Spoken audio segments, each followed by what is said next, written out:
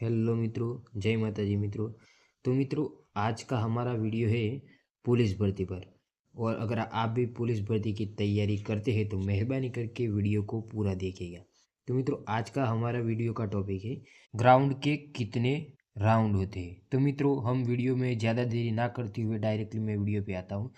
तो मित्रों, हमारा पहला ग्राउंड है कृष्णनगर अहमदाबाद, जो 12 राउंड है।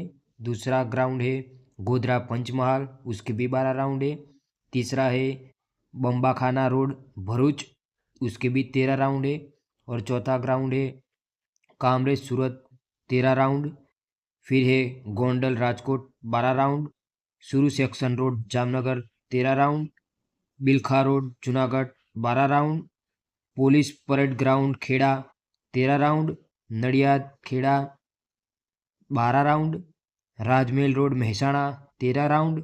हिम्मतनगर साबरकाठा, 13 राउंड। तो मित्रों, ये जो अभी मैंने जो लिस्ट में सुना है वो सब गए साल जो भी एक प्रैक्टिकल एग्ज़ाम दी थी उसके हिसाब से ग्राउंड डिटेल्स निकाली गई है, ठीक है। तो अगर हमारे पास न्यू डिटेल्स आती है तो हम जल्द से जल्द अपलोड करने के प्रयास करेंगे। और आपको इसके अलावा और कुछ जानना है तो मेहरबानी करके कमेंट करिए। और वीडियो अच्छा लगे तो लाइक शेयर एंड सब्सक्राइब करना ना भूलें। जय माता दी, जय द्वारकाधीश।